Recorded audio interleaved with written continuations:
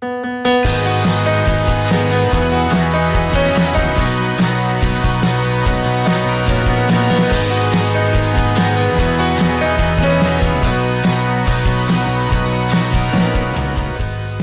Mark Henderson.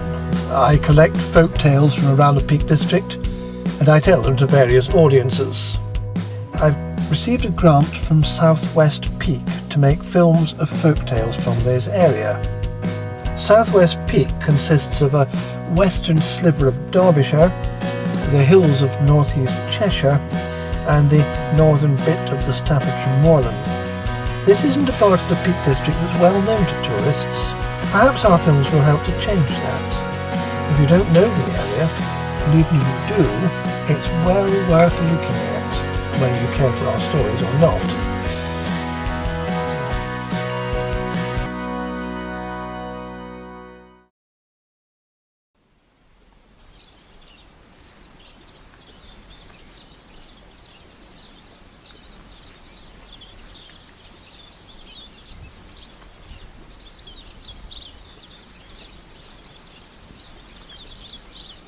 Well, we begin with the Jenkins Chapel. It's one of those isolated places of worship in the Southwest Peak, particularly in East Cheshire. And here we can look out over the rolling hills that remind us that Cheshire is not entirely flat. This is a good starting point for exploring the Southwest Peak and exploring its stories. And shortly I shall start to tell one of the shorter narratives.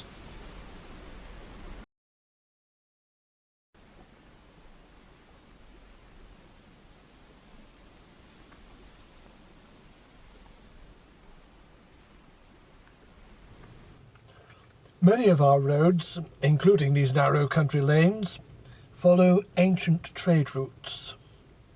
Long ago, travellers on those trade routes respected the spirits who guarded their journeys. Failure to respect the spirits could be a bad career move. This is Saltersford Hall, built in the late 16th century beside one of those ancient routes. The name Saltersford tells you that the hall stands close to a ford, where a road was crossed a stream, and along that road salt was transported. During the late Middle Ages, up to the 18th and 19th centuries, salt and other goods were transported along these roads by jaggers. Jaggers were the hauliers of their day, packmen, and sometimes packwomen, who led teams of horses that carried their loads. Jaggers belonged to the hills, not to any community. As suppliers of goods and carriers of news around the country, they were necessary. But because they seemed to belong nowhere, they were never wholly trusted. They were boundary striders, people who moved from parish to parish. Older jaggers respected the spirits of the road because the road was their livelihood. They feared that some of the young jaggers who didn't show such respect wouldn't live to grow old. One of the tenant farmers on the Saltersford estate around the turn of the 18th century was William Turner. William's son John was born in 1706. As a boy, John watched the jaggers passing along the ancient road past his home with their laden horses, and he decided that when he grew up, he too would become a jagger. And so he did. With the little money that came to him when he reached the age of 21, he bought 4 pack horses, and then he set about carrying salt from Chester and Northwich to Derby. He returned from Derby with malt for the Cheshire breweries. His home here in Saltersford was ideal for him. He knew the route, he knew the hills, and he was accustomed to Peak District weather. He didn't fear the weather even at its worst during the winter. Indeed, he seems to have feared nothing, and he never thought about the spirits of the road. On Christmas Eve in 1735, John was 29 years old, a strong, healthy young man. He was returning from Northwich and planning to spend Christmas at home in Saltersford with his family. It was snowing and it was blowing, but that didn't worry him. He was nearly home, and he knew the road and the local weather better than almost anyone. Yet he didn't reach home. His journey ended hardly a mile from Saltersford, here in Irwin Lane. The following morning, Christmas Day, he was found dead in the snow. All 4 of his horses survived unharmed, though they were half covered by the drifts. The land all around was white, scoured smooth by the wind, unblemished, except that besides John's body was the single print of a woman's shoe in the snow. There's a memorial stone here at the place in Irwin Lane where he was found. The inscription on one side reads, "Here John Turner was cast away in a heavy snowstorm in the night in or about the year 1755. And on the other side, the print of a woman's shoe was found by his side where he lay dead." The mason made a mistake. The date was 1735, not 1755. But the death of John Turner remains one of the Peak District's great unsolved mysteries.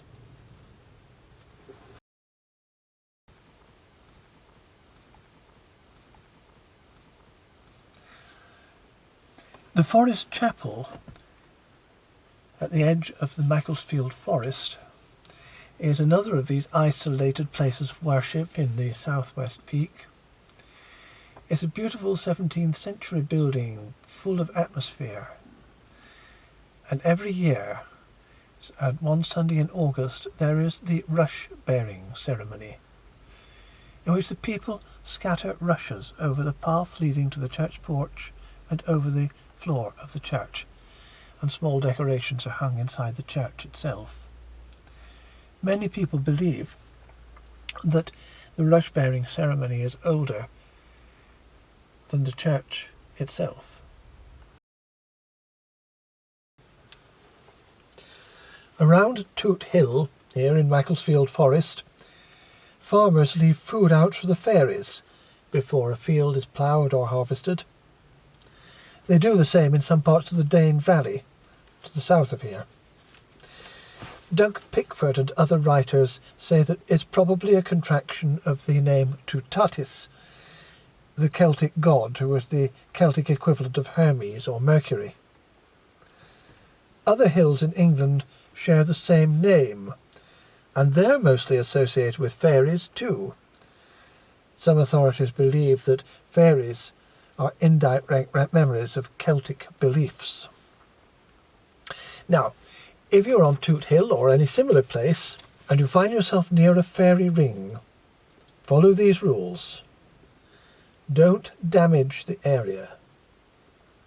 Don't sit in the area, especially on May Eve, Midsummer's Eve or All Hallows Eve, because you could find yourself in the fairy realm never to return. Always acknowledge the fairy folk as you walk past, either by nodding your head or by saying hello.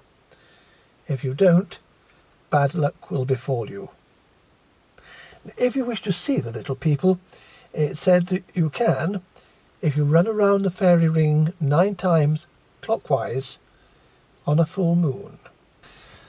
There are many other locations around Southwest Peak in which fairies have been encountered. Toot Hill is just one. From the top of the hill, looking the other way from Reno, you can see the White Nancy, which was a tower built to commemorate the Battle of Waterloo. There was previously a beacon tower on that site, and in times gone by, fires were lit in beacon towers to signal danger to the rest of the land. No one knows the origin of the name White Nancy, but it might not be very interesting. The monument has always been whitewashed, and the Nancy could just be a contraction of ordnance, as in Ordnance Survey. It belongs to two parishes. The boundary between Rono and Bunnington passes right through it. Wild Boar Clough. Why does it have that name? There were wild boars in the area until the later Middle Ages, but perhaps the boar part of the village name is wrongly spelled. When heavy rain falls on the hills up there, a high wave of water can be funneled down this narrow valley, akin to the Severn boar, and it can be destructive. The sign on the bridge shows how destructive it can be.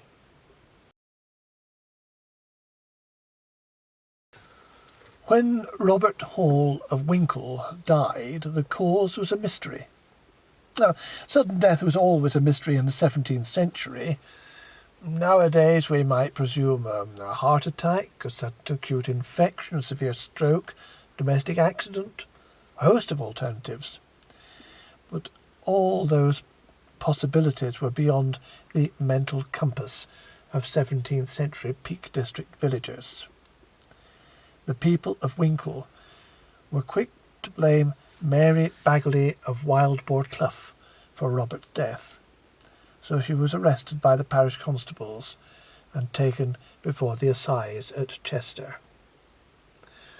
Of course, they were a superstitious folk, as the inhabitants of Peak District villages were during the late 1600s. They fixed cobwebs over broken windows to prevent malicious fairies from entering their homes. They knew ill would befall anyone who sang or danced on the Sabbath, and they shared the whole nation's fear of witchcraft. That is why their suspicions fell on Mary Bagley. Mary seems to have had an unusual affinity for the frogs that lived in the stream outside her cottage in Wild Boar Clough, 3 miles from Winkle, because she spent a good deal of time in their company. And there was rumoured to be bad blood between her and Robert Hall, though she was known to have visited him 3 or 4 times in the days or weeks before he died.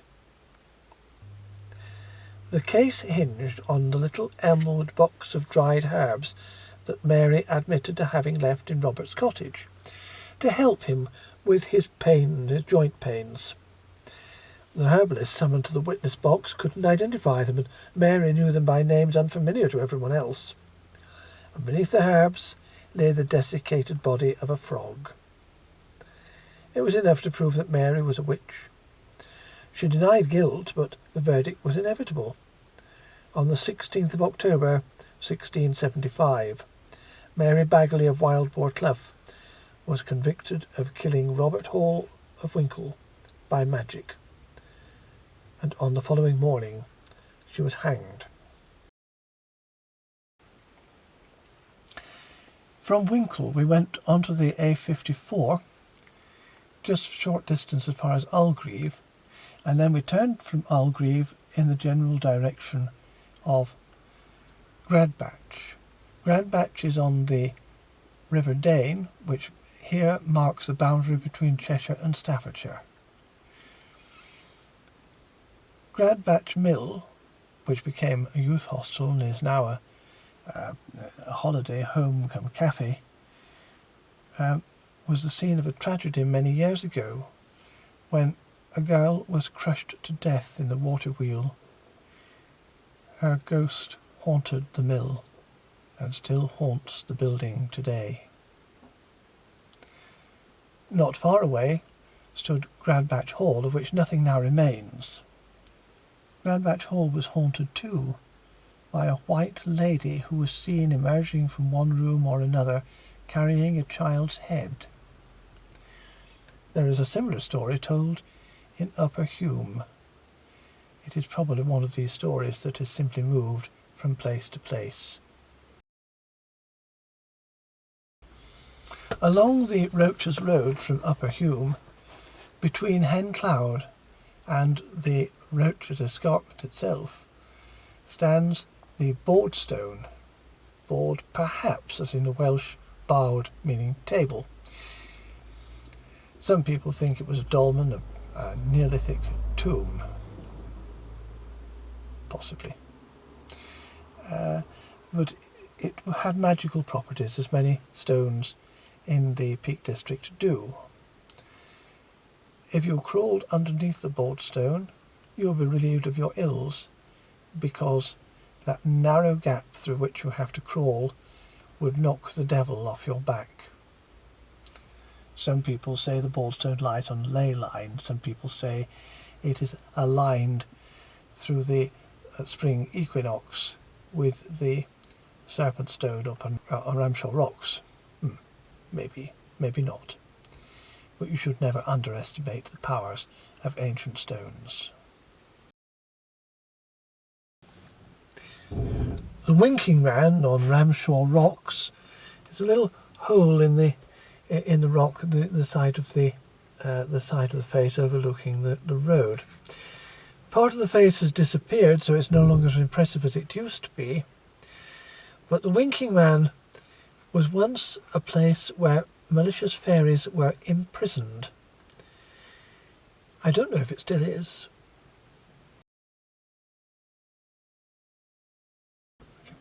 This is Barrowmoor Farm.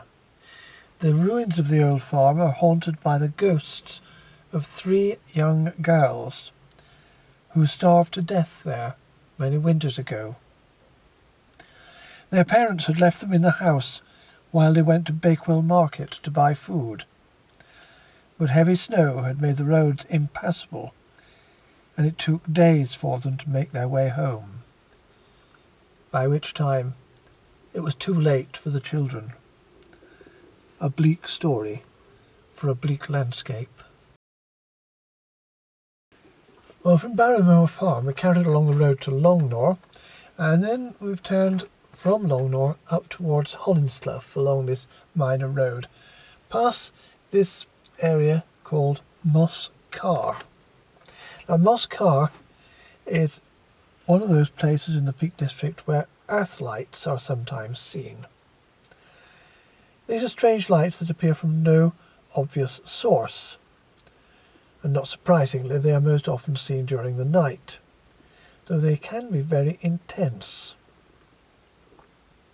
The Peak District has a lot of earth lights around the adits of lead mines, in the Dove Valley near the stepping stones, in Old Hannah's Hole, a cave in the Manifold Valley, most famously further north in the Longdendale Valley in the Dark Peak.